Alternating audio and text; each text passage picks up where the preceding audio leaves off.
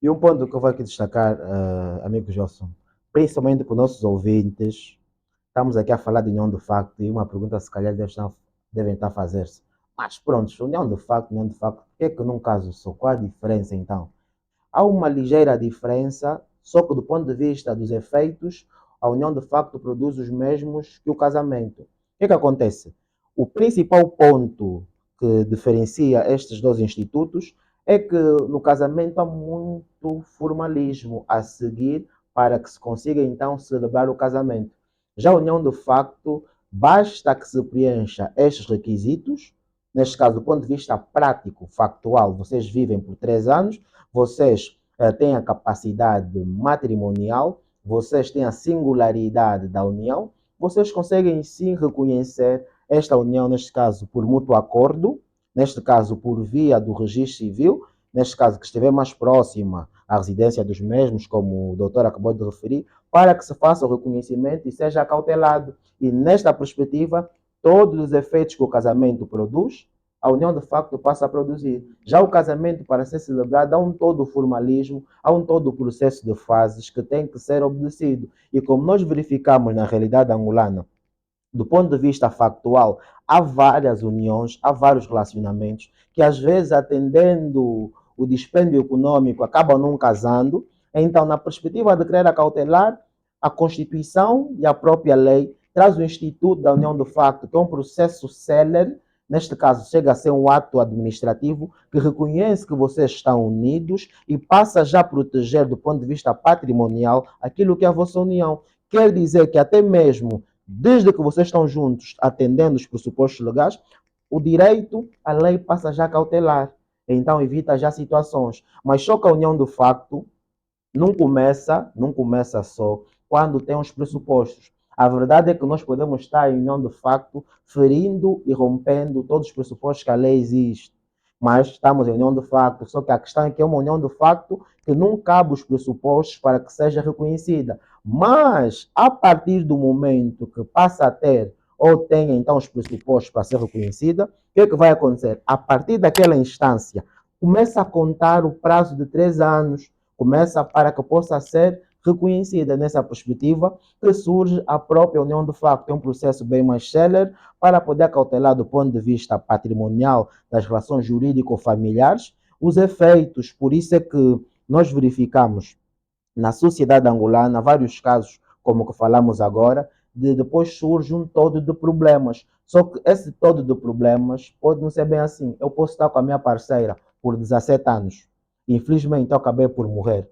Não quer dizer que aí temos problemas tão graves, tão graves.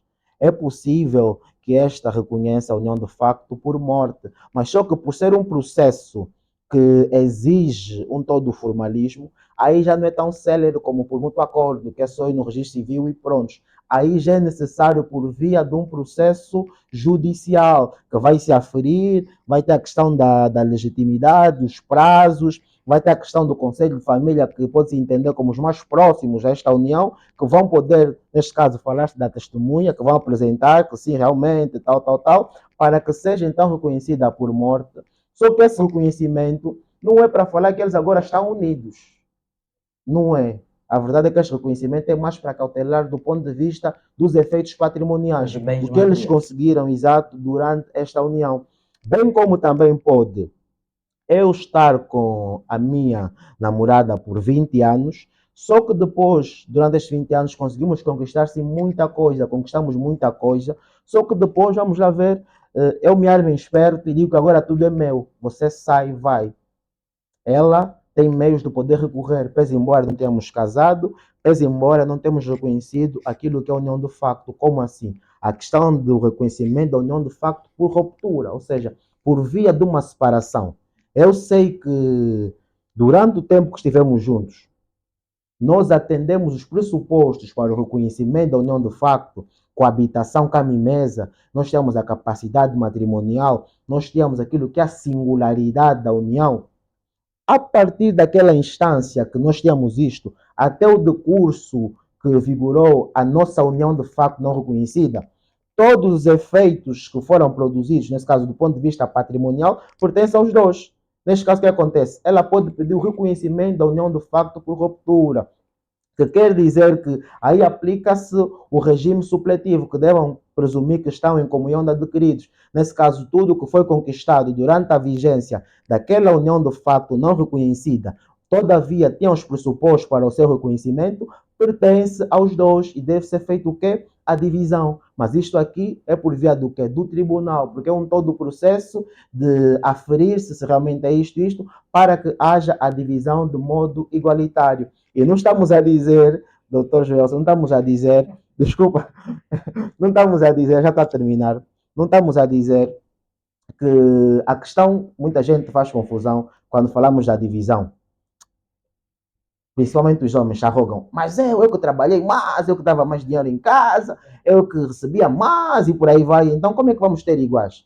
Não é bem assim. Por isso é que da vida comum, dentro da relação jurídico-familiar que vocês tenham, cada um tem o seu contributo e os efeitos são para os dois.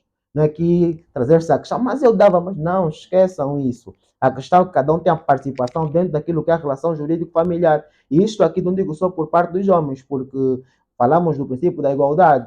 Nesse caso, até mesmo a mulher que possa estar a prover mais dentro do núcleo familiar, se falar-se da separação ou falar-se do rompimento desta relação, se verificou-se os pressupostos, quando for feita a divisão desde a vigência que verificava os pressupostos até o cessar, é dos dois. E deve ser feita a divisão por via da meação 50-50 para cada um dos dois. É mais ou menos isso que deve ocorrer.